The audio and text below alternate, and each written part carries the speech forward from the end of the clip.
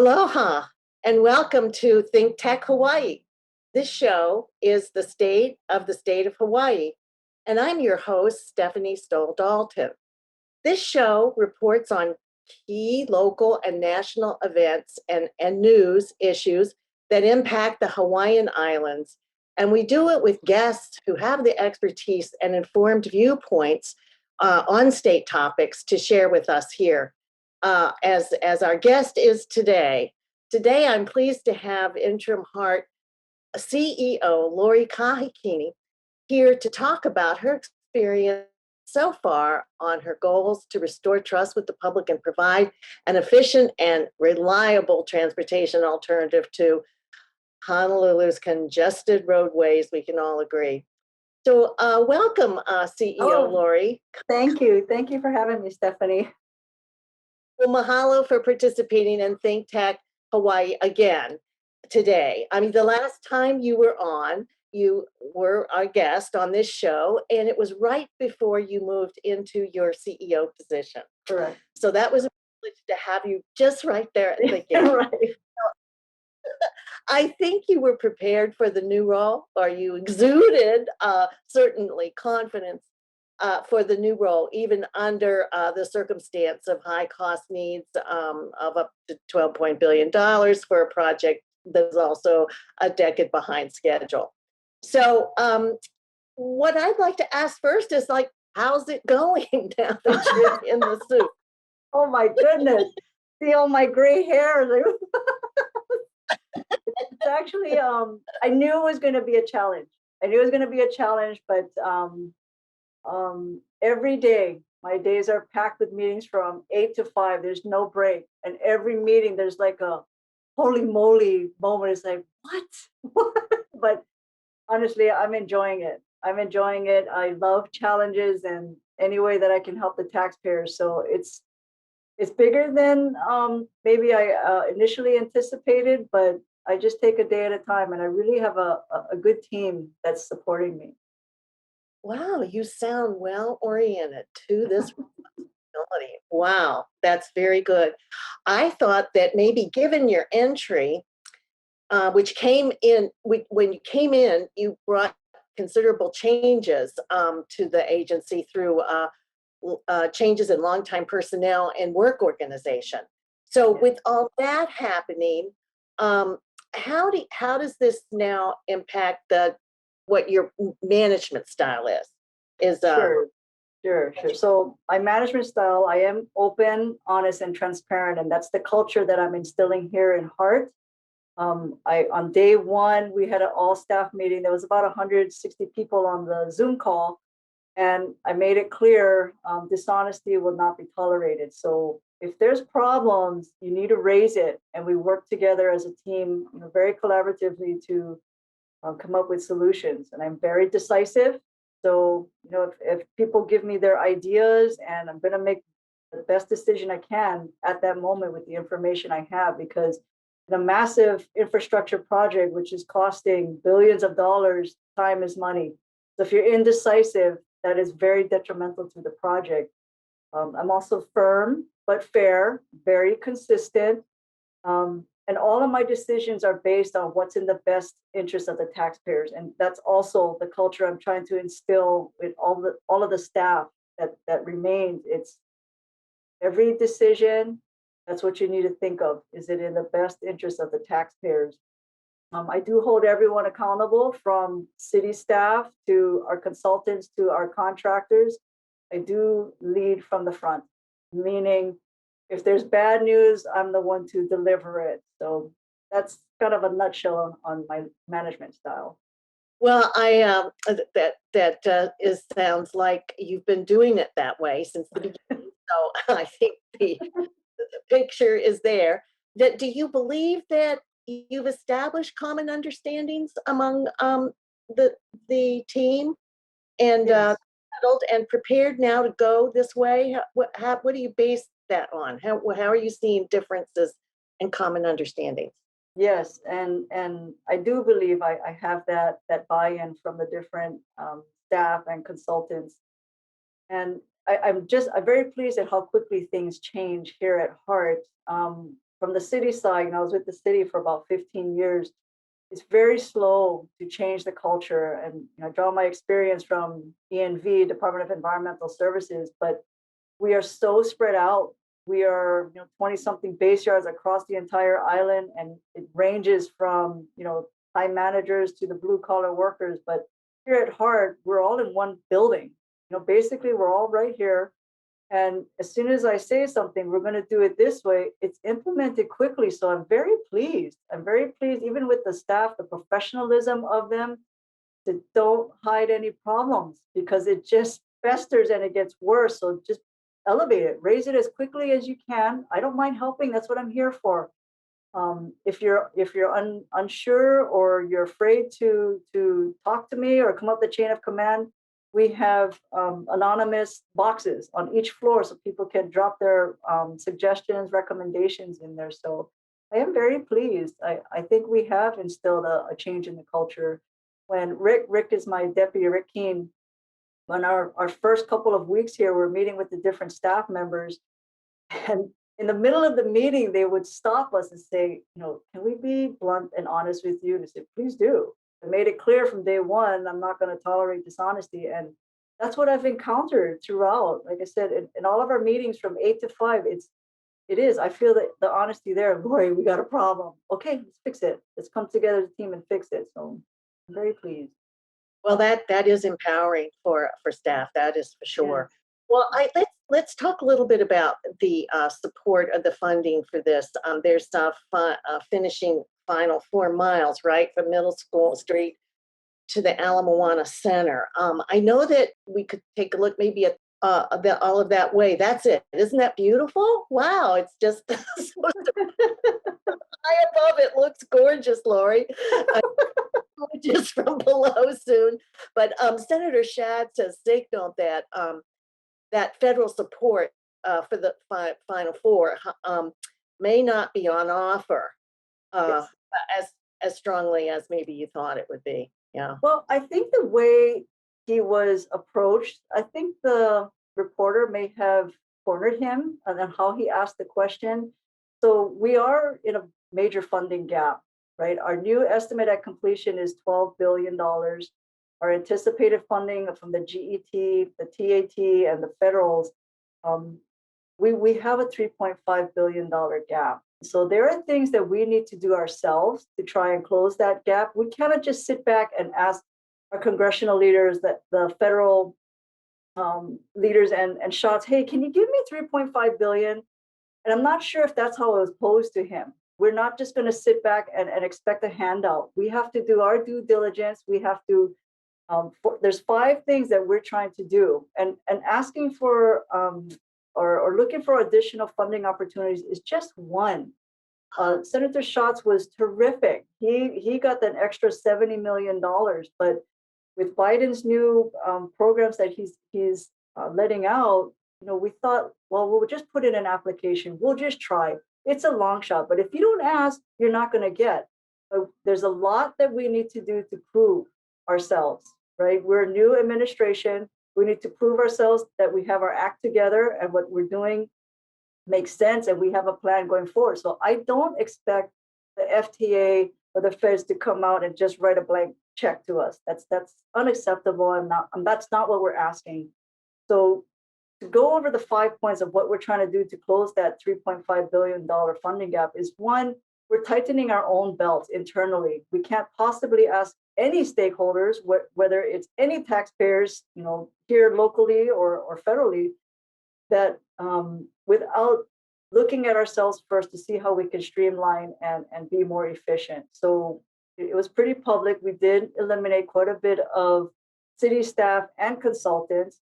We're still looking at the numbers, but we're projecting between 10 to $30 million savings per year. And you project that out over the next 10 years of what the construction is going to be. It's a lot of money.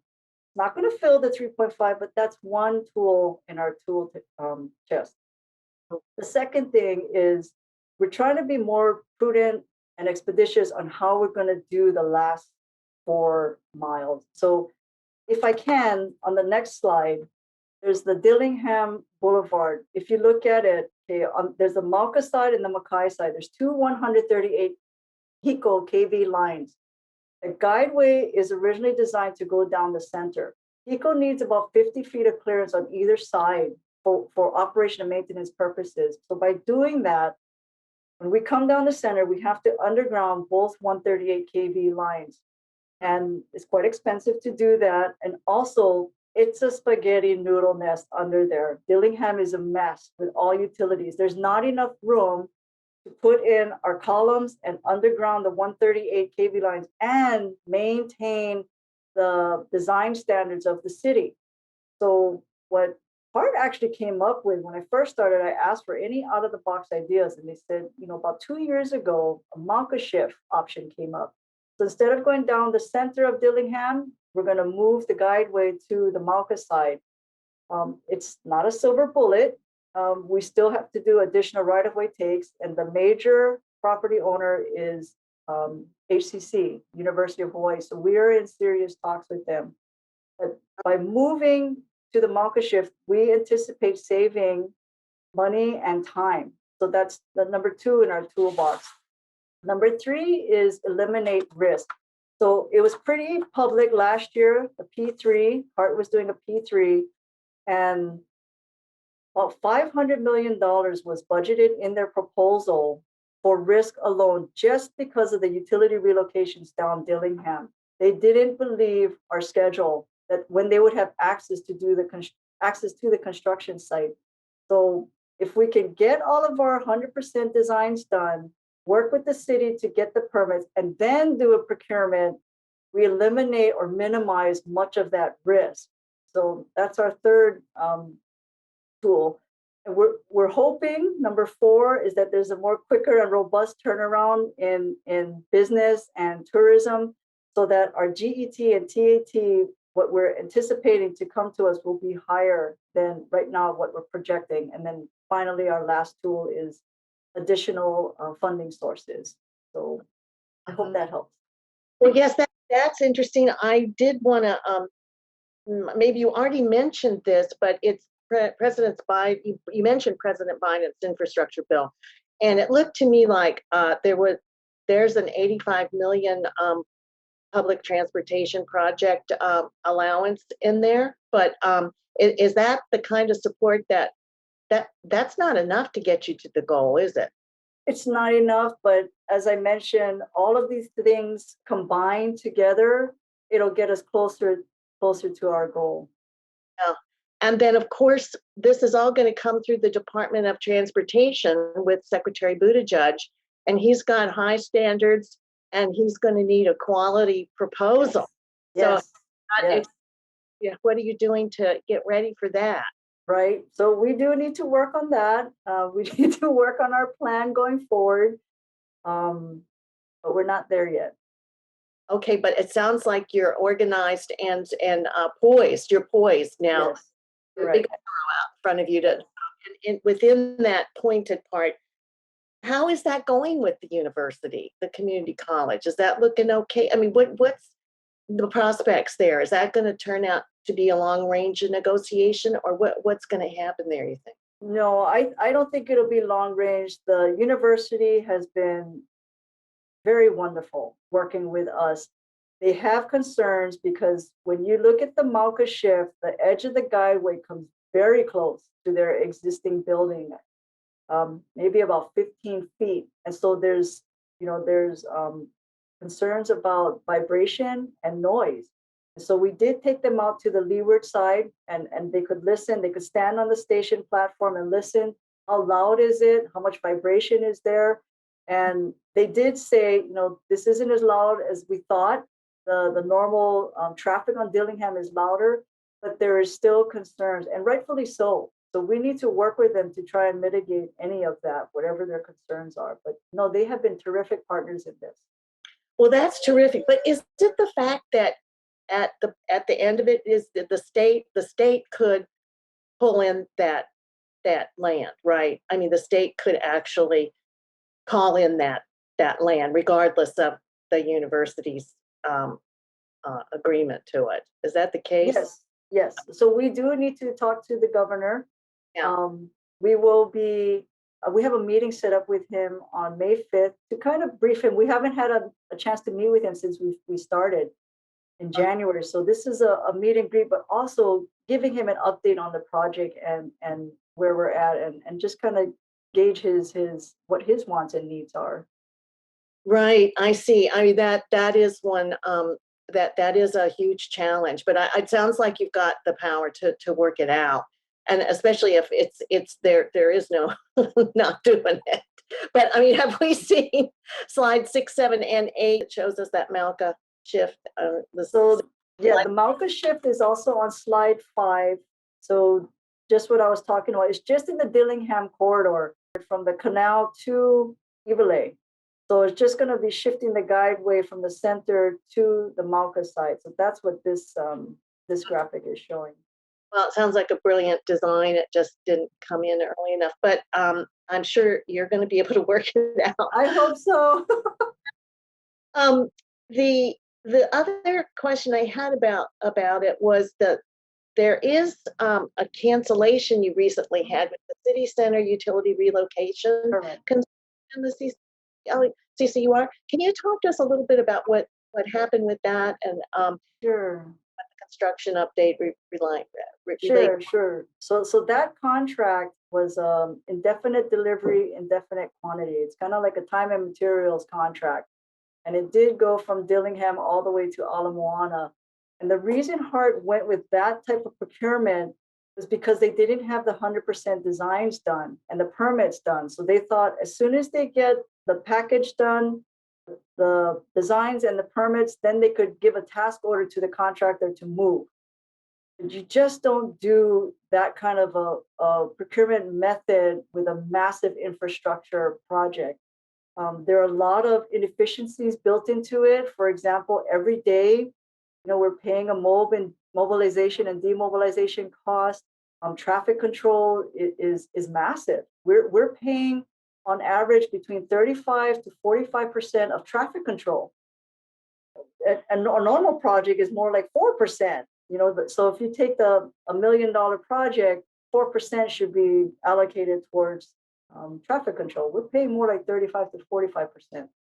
So there's a lot of inefficiencies in there. Even their invoices are about 6-7 inches high. It's inefficient for the contractor to submit something like that, but then even for us to review it, we're sending our invoices, their invoices to the mainland for our construction manager to review. They were bringing it back here to Honolulu to have our staff review, and then of course I review it. So very inefficient, where if you look at the invoicing for, let's say, our contractor on the airport on guideway section, it's maybe this thick. It's maybe 30 pages because it's all based on line items. But anyway, so we canceled it for that reason, but we do need to go and do a re-procurement.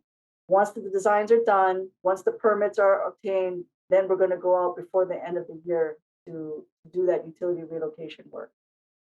Well, it sounds like it's a stepwise project and you're just taking it step by step and looking at the benefit to the taxpayer, right? Correct. And to the project. Yes. But I think the kinds of things that have bedogged it since the outset, these inefficiencies and maybe not knowledgeable handling of the paper, the documentation. Can you talk a little bit about the differences that you're making? Well, I think what I mentioned. So at E&V, we had major infrastructure projects too. We would never go out with a procurement until the designs are done and the permits are obtained, because that's the biggest risk for the contractor. They have to build in that risk into their cost proposal because there's so many uncertainties. The more certain and tight your designs can be, and that eliminates that risk, and that they're hopefully their bids come in lower. So that's what we're trying to do. That's a different shift here at HART to do it that way, but I just think it's the best and most prudent way to do things. That the CCUR contract ballooned from $400 to $650 million. We spent about $100 million on that contract, and we only got about 7% of the work done. That was one of the main reasons I felt we have to cancel it. Stop. pause, do things correctly, and then go out for a new procurement, do it correctly. So hopefully we can save taxpayers money. Yeah, and that stop order is a big deal. Isn't that a big, Yes, was that it an is. important It point is. you in that? Yes. That was your first one, right? For something. Right. What, Right. What was that? well, how did that feel going through that? Where you, Oh, very painful. Not just for me, but painful for staff, and of course painful for the contractor. So, but it just can't say it enough. It's the right thing to do because we weren't making the progress that we should be making. You know, when you spend 100 million, if you go by the original contract amount of 400 million, you've spent 25%, but you've only gotten 7% of the work done. So you need to stop the bleeding, relook at a better way to do things, and go in that direction. Or if you, what is it? The definition of insanity? You just keep beating your head against the wall, hoping for a different outcome. It's not going to change. well, lots of times you hear words like even nasty corruption and that sort of thing, that have gotten in the way of this project. And we don't need to go much into that, but it's when you talk about a 10% versus a 35% cost difference in traffic control. I mean, that's really hard to parse out or to justify. I mean, was there any attempt at justification of these things, or were they just probably a lack of capacity to manage it? I don't know if it was lack of capacity because right now I'm looking at these invoices after the fact. Some of these invoices, the work was done back in September or October, and so I'm coming late in the game, and so I'm asking Steph, what in the world are these invoices? And I have to sign them because it's power ready. I can't withhold that money from the contractor because it was approved and done months ago. But I just, note that this is outrageous. This is not acceptable on how much we're paying for this type of work.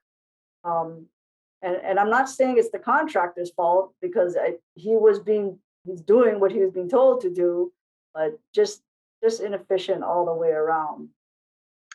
Well, all of your work is being tracked by the media, and this is a really good thing to see what's going on, but it doesn't necessarily, talk about the tone of that work or how that work is received or what feedback you're getting about that work.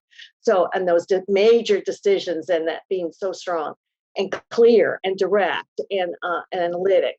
And database, certainly database. That's another thing we all have to keep learning how to do better and better. But when you go to the governor's meeting, is that where you're going to get the feedback? Is that where you feel like you can get your validation? You'll be validated for the way you're going, and how much?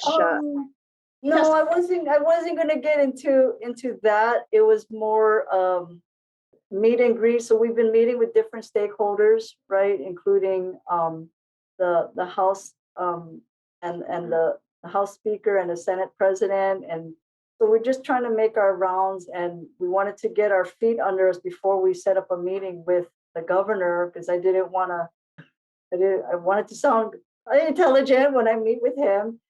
We meet with the mayor every week so that he gets a status of the project, and of course the HART board chair and vice chair every week. But I wanted the governor to, here's where we're at. Here, what are some of your needs? What are your expectations so that we're all on the same page? So I wasn't really going to ask him, questions about, how do you think I'm doing or the decisions I'm making? It's more just, how can I help you, Governor? Yes. And is that the same relating that you have with the mayor? Yes, so he is terrific. He's very supportive of the project, and we just want to make sure we're all on the same page. We work hand in hand with each other. That's another thing we're changing the culture here at HART, that we are, even though we're semi-autonomous, we are part of the city. We report to the mayor, right? We have to work in partnership, not separate. It's just not going to work. So we work very closely with each other. It's a very good relationship we have with him. But the fiscal matters are state. That's not city, county for HART. The fiscal matters are both are Yeah, both cities. So money yeah, coming the GET and the TAT comes from the state, but the bonds comes from the city side. They need to float the bonds on behalf of HART. I see. So it is a partnership all the way around. Yes, yes. And when we're done with the construction, the Department of Transportation, city, they take over. So we're already integrating them into us. They're moving into our building, about 10 DTS staff members. So we have to work hand in hand with the city. Well, that sounds very good. And just about the right way to go. I think that my other question, as we kind of get final here, you started to talk about at the outset, which is you're so intent on building trust with the public and the transparency, and that would, I'm sure that has to do with also within the agency, that there's that kind of trust that's the basis for good team building and quality work and getting outcomes to happen. Oh, absolutely. Yeah. So can you talk a little bit about how you feel that's going, and are you there yet, or are you still working on that? Oh, we have a long way to go, but we've received so much positive feedback from different stakeholders. I have a long list of stakeholders that I keep on my phone. So whenever we do, or like interviews like this, Joey Manahan, our director of government relations and public outreach, and make sure you get all the information out to all the stakeholders, because we do have to build that trust. There is no trust in HART. We have to build that reputation that we can be an institution that you can trust, but we have to earn it. So it's only been a few months. So I'm just asking the people to be patient and give us a chance. We're a new regime here, so just give us a chance. Well, I'm just astounded at the difference between the first interview as you were going into the job, and yeah, I'm not because you're of your capacity, but you were so eager and felt so prepared, and really, as you've already talked during the interview, you're drawing all of that experience with the environmental agency, and but you're so clear and direct and confident now. It's really wonderful to hear, and I know that this has been a project of difficulty for the state and the city, and to have some leadership there that can communicate with us out here in the way that you have, I think is very, very helpful. So thank you very much. No, thank you, Stephanie. You are the only one. You're the only one who had an interview of me before I came in. So it's priceless. I have to go watch my interview with you. What did I say? It's wonderful. Yes, and the other thing is that your style is gentle. Really?